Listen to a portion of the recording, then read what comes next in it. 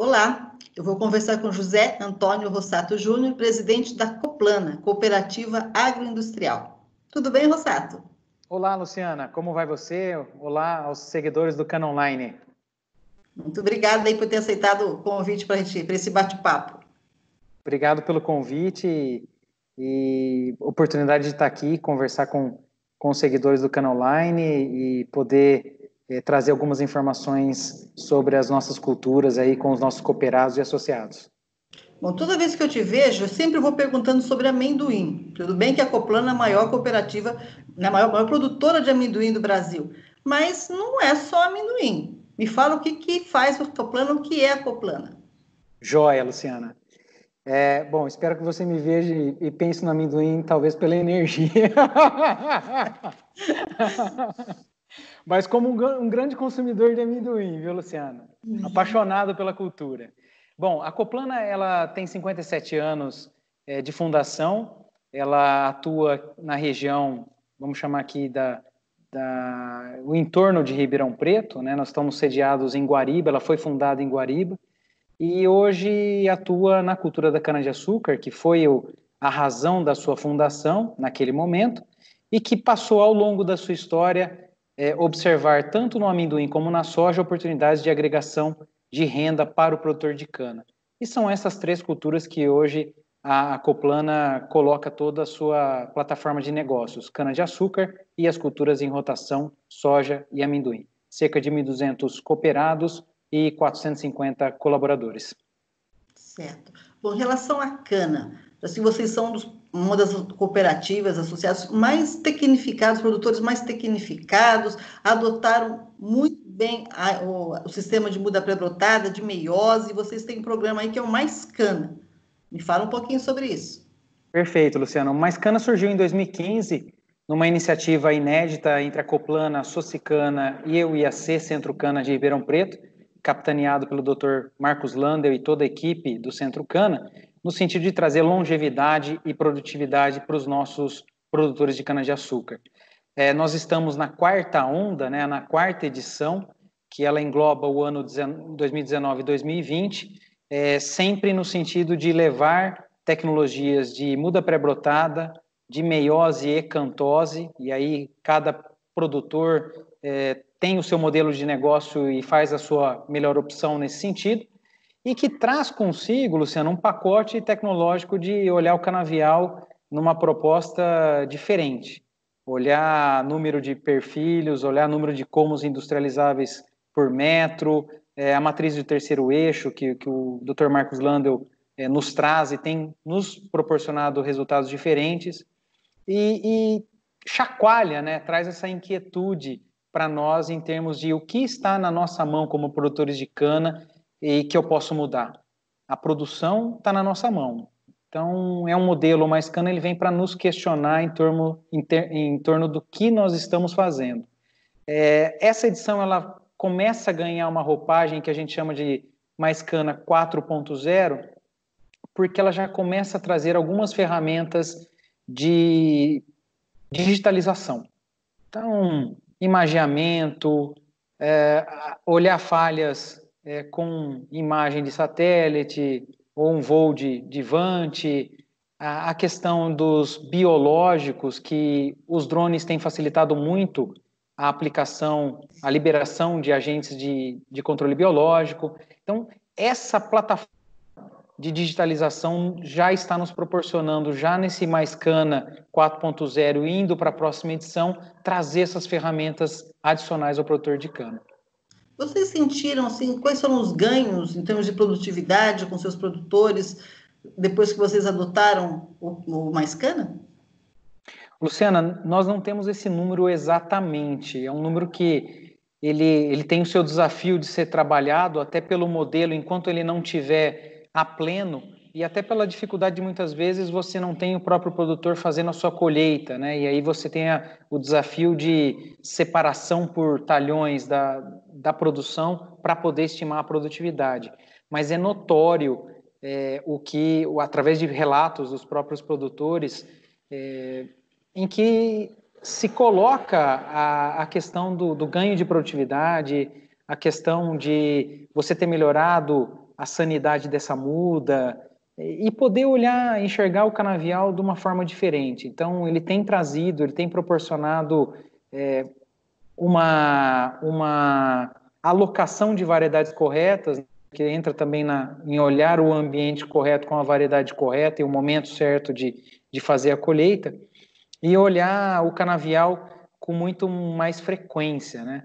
A gente tem feito uma comparação com os grãos, em que você visita os grãos dia sim, dia não, e com uma frequência muito maior. A cana-de-açúcar, ela vem de um modelo lá atrás de cana queimada, em que a gente não tinha tantas pragas, doenças e uma matologia mais simples, em que simplesmente adubava e aplicava um herbicida e estava feito. Mudou, né? A cana crua, ela trouxe um novo canavial e ela tem nos demandado uma presença muito maior, até por essa dinâmica dos fatores que podem tirar a nossa produtividade. Tá, você está pegando um gancho do que você está falando. Eu sei que vocês valorizam muito a parte de certificação e sustentabilidade, né? Reforçam isso também com seus produtores. Perfeito, Luciana. É um trabalho muito focado da Socicana, de trazer os produtores dentro de um programa que é o Top Cana, que inclusive serviu de inspiração para a própria Orplana cascatear isso para as demais organizações, as associações que estão dentro da Orplana, que são em torno de 30 associações de fornecedores de cana, em que nós começamos ali com um diagnóstico da propriedade e a intenção de levar boas práticas para já colocar essa propriedade num patamar que o próximo passo seja trazer uma certificação. Hoje a certificação mais buscada é o Bom Sucro e ao mesmo tempo é a mais desafiadora do ponto de vista de o que ela te solicita dentro da propriedade em termos de sustentabilidade, em termos de gerenciamento, e é um trabalho que a associação foi pioneira e trouxe os primeiros produtores com certificação Bom Sucro do Brasil. Então é algo que nós estamos tentando agora contagiar os demais produtores para que eles também entrem nessa onda e busquem aí, através da certificação, a sua propriedade mais bem posicionada do ponto de vista de sustentabilidade. E lembrando que sustentabilidade tem o pilar econômico, então nós estamos buscando agora monetizar toda essa concepção, toda esse posicionamento da propriedade de cana-de-açúcar do ponto de vista de o que o mundo, o que a sociedade tem buscado do ponto de vista de produção agrícola. Certo. Bom, e como é que a Coplana está enfrentando, atravessando este ano de pandemia do novo coronavírus? Luciana, aí eu acredito que vale a pena a gente separar em dois pontos. O primeiro é comportamental, né? A gente está vivendo um momento que ele é inusitado na história e que todos somos seres humanos e cada um reage de uma forma. Então, a presença das nossas lideranças junto ao quadro de colaboradores é muito importante. Ao mesmo tempo, com os cooperados, produtores, você trazer uma informação cristalina, genuína, porque a gente acaba vendo você como uma das pessoas ligadas à informação e traz a informação genuína, se depara com informações que elas muitas vezes chegam deturpadas e não chegam da forma como deveria chegar. E esse momento ele trouxe muita e tem trazido muitas informações até enviesadas, equivocadas. Então, nós sentimos nesse momento em que as boas entidades, as associações e cooperativas, elas passam a ser um poço de informação genuína. E aí passa a ser nosso papel levar essa informação até os produtores. O segundo ponto, saindo na questão comportamental, dentro de uma gestão de caixa e de emoções, é gerenciar o desafio que tem sido lidar com as consequências da pandemia no agro. Nós estamos privilegiados se a gente olhar os demais setores da economia, mas se nós fatiarmos agro dentro do que a pandemia está trazendo, nós teremos nuances diferentes. Soja e amendoim vem de uma safra espetacular. Se nós pudéssemos tirar uma foto dessa safra e colocar na parede, é a safra para ser lembrada. Nós tivemos produção, produtividade, ou seja, a produção por área foi elevada na sua média, todo mundo produziu muito bem, o regime de chuvas foi muito bem distribuído, então veio em volume, veio em distribuição, e os preços, à medida que a safra ia evoluindo, o preço subia. A safra evoluía, o preço subia, o que é algo inusitado. E mais inusitado é o fato de você ter uma safra robusta, tanto para a soja como para o amendoim, exceção ao Rio Grande do Sul em termos de soja, foi o único estado que teve problema climático. O restante do Brasil colheu muito bem soja. E o amendoim, a maioria dos produtores também obtiveram uma safra espetacular em produtividade. E o que nos trouxe, né, e sempre a agricultura, oferta e demanda, elas sempre são antagônicas e jogam uma comendo a outra. Então, se eu tenho maior oferta, o preço vem para baixo, e o contrário também. Nós vimos uma maior oferta e o preço também elevado. E o preço se elevou porque o câmbio nos auxiliou muito, porque no mercado internacional o preço caía. Exceção aos óleos, preço de soja em Chicago caía, o preço de amendoim no mercado internacional também caiu, o açúcar caiu, mas, vamos pegar os grãos primeiro, eles foram corrigidos pelo câmbio. Então, a safra de grãos ela foi espetacular em produção e em preço, o que trouxe um resultado muito interessante para os produtores. Já na cana-de-açúcar, aí a cana é complicada, né, Luciano? A cana é complicada. E na pandemia foi uma das que também, dentro do agro, se a gente tirar o agro de cadeia curta, né, as hortaliças, legumes, na área de floricultura, as flores de corte e pescados, e a cana-de-açúcar, olhando o etanol, foram os mais prejudicados dentro dessa cesta do agro. Entretanto, é um prejudicado que ele atingiu o poço no momento em que a gente percebeu que poderia ficar com o canavial em pé, poderia não ter tanques suficientes para armazenar toda a produção de etanol, tendo em vista o consumo que estaria menor, mas que ele hoje se encontra num cenário de equilíbrio, né? Nós, antes da pandemia, visualizávamos aí um ATR de fechamento da safra 2021 de 0,72, 0,73, um início do RenovaBio já monetizando isto, mesmo a despeito das negociações que ainda caminham tanto em tributação com o Congresso e com o Executivo, bem como na esfera entre agroindústria e fornecedores de cana, mas que seria um momento muito interessante do setor.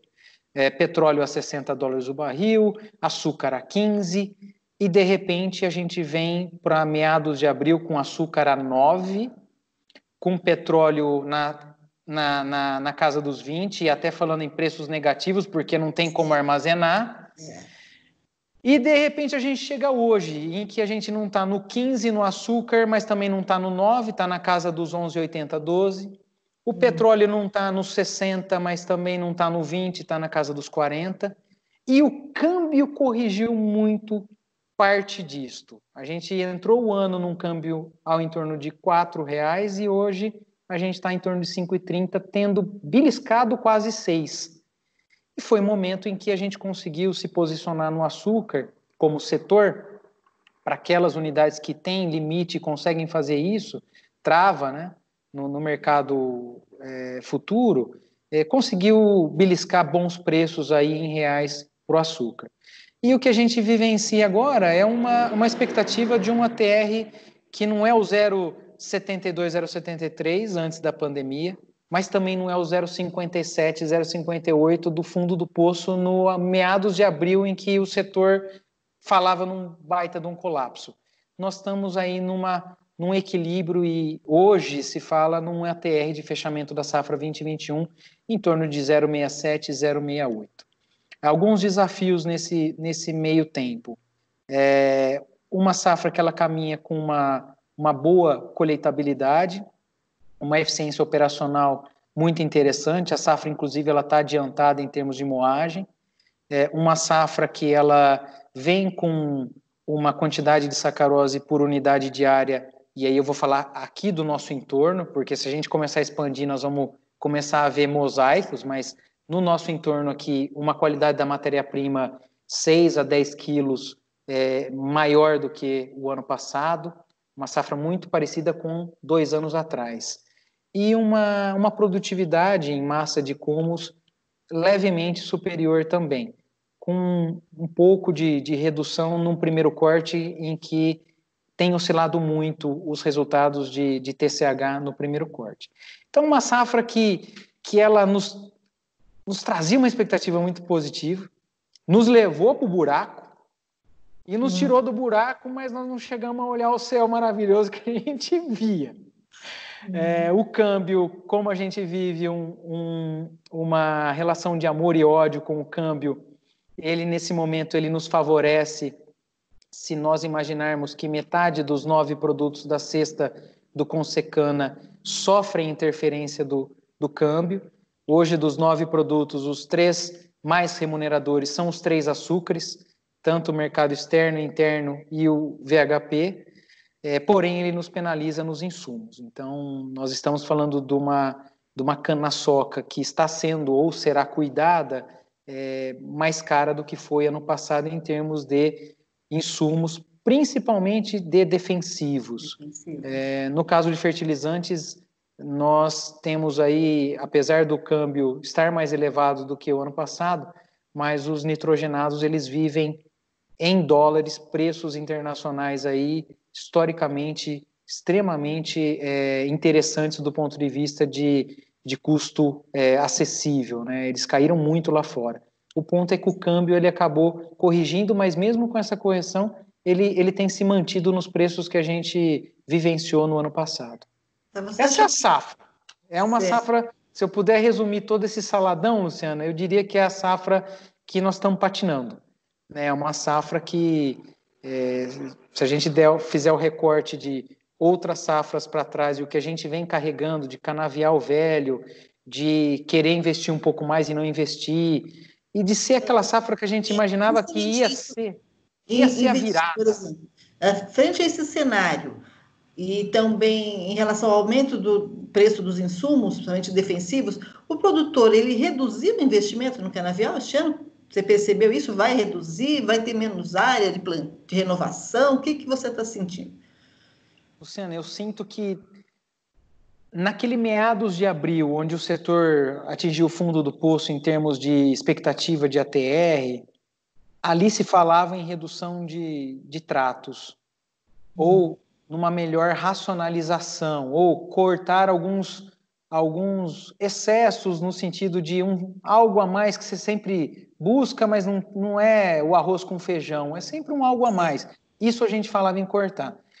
Hoje, tendo em vista esse cenário, você não tem na nossa cabeça como produtores uma visão de eu vou reduzir os insumos, porque é uma conta que é um tiro no pé. Você reduz e aí produz menos. Produzindo menos, a tua receita vai ser menor. E no global, o que a gente tem que buscar é custo por tonelada e não custo por hectare. Sim. Então, quando eu reduzo o meu insumo, eu provavelmente vou produzir menos. Produzindo menos, o meu rateio daquele canavial também fica prejudicado. Então, eu não sinto uma diminuição da nossa parte nos insumos. Eu senti lá atrás, no fundo do poço, dentro da pandemia. Em relação à renovação, tendo em vista o que os canaviais têm entregado até agora de produtividade, eles têm surpreendido positivamente. Então, eu sinto uma tirada no pé, talvez, até por conta de reinvestir num novo canavial, instalar um novo canavial é alto, o custo. Então, se você tem uma expectativa de talvez cuidar um pouco melhor e tentar dar mais um corte, eu sinto isso em alguns produtores, no sentido de não talvez de tirar o pé do insumo, mas sim de deixar um pouquinho mais. Só que aí é muito técnica essa decisão, né, Luciana? Porque um ano como esse ele pode ter enganado a produtividade e ano que vem, aí por mais que você fez os tratos, ele já deu o que ele poderia ter dado e aí você não consegue mais extrair muito mais dele, né? Então é uma decisão muito técnica. Certo. Bom, amendoim, mercado interno, não teve festa junina. Sentiu? Luciana, não teve festa junina, em contrapartida, muitas pessoas ficaram em casa, aqueles snacks salvador da pátria, entre o almoço e o café, entre o almoço e a janta, assistindo as séries na TV, houve um aumento nesse consumo por conta das pessoas ficarem mais dentro dos seus lares, né? Então, a nossa visão como setor é de que, mesmo não existindo as festas juninas tradicionais, parte desse consumo ele foi absorvido pelas pessoas ao ficarem em casa e consumirem mais esse tipo de alimento, esses snacks rápidos, bem como o câmbio favoreceu a exportação. Então, nós visualizamos aí uma exportação muito grande de amendoim no primeiro semestre brasileiro, aqui rodando a safra, e que também parte desse amendoim que ficaria no mercado interno para atender essas festas juninas, ele de certa forma foi suprido pelo mercado externo, que estava muito convidativo, tendo em vista de novo o câmbio, trazendo um presentaço. Não teve festa junina, em contrapartida, ficamos em casa, de uma forma geral como população, e aí procuramos amendoim, e de certa forma o câmbio nos favoreceu a exportar mais, o que tirou um pouco desse ruído de não termos as festas tradicionais juninas. Bom, eu sou apaixonada pelo amendoim e conhecedora da qualidade dos grãos da Coplana. E fiquei muito feliz de vocês, né, darem essa oportunidade para o consumidor interno poder adquirir os produtos da Coplana, o amendoim da Coplana. Como é que está? Vocês vão investir mais nisso? Na parte de colocação de amendoim no varejo, no mercado interno? Luciana, o mercado interno a gente já atua, mas a gente tem atuado ao longo da história no modelo B2B, né? Business para business, né? Então, sendo um fornecedor confiável da indústria de alimentos. Esse, historicamente, tem sido o legado da Coplana no amendoim. Ano passado, nós fizemos um lançamento no modelo B2C, né? Indo para o consumidor, para o cliente, oferecendo a ele o produto já na nossa gôndola, nas nossas lojas. E tem tido uma aceitação muito interessante, principalmente a pasta de amendoim, que tem sido muito demandada e particularmente é uma fonte de energia e proteína rápida e deliciosa e nutritiva, e que você pode combiná-la com o que você quiser, né? É uma pasta totalmente integral, não tem nenhum aditivo, nenhum conservante, é simplesmente um amendoim moído. E aí você fica à vontade para poder fazer as combinações que você quiser, com gelato, com salada de frutas, na vitamina, com aveia e mel, enfim, é uma fonte de proteína aí barata, né, mundialmente conhecida e muito nutritiva e com vários benefícios para a nossa saúde. É algo que tem nos agradado, Luciana, e que a gente tem também aprendido com o modelo.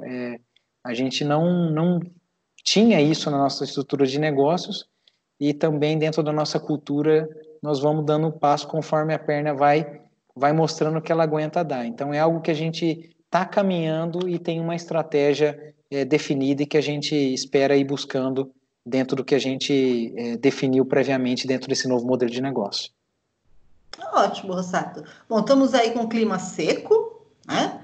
Incêndios criminosos, incêndios acidentais acontecendo, né, em plena campanha aí para controle de incêndios, e também uma expectativa, não se sabe quando vai chover, como é que está, né? As pessoas estão meio assustadas em relação a como é que a cana vai responder esse último, já estamos praticamente quase no último terço de safra, né? Como é que vai ser no final, e inclusive em relação a plantio de amendoim.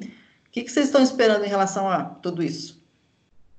Vamos lá. Em relação aos incêndios, eu acredito que é algo que a gente tem feito junto à nossa associação algumas iniciativas no sentido de trazer conhecimento aos produtores e tentar diminuir riscos, né, para que isso aconteça, mas a gente sabe que tem alguns acidentes, alguns crimes, ou mesmo fenômenos naturais que acontecem no meio de um canavial e que podem acometer um incêndio.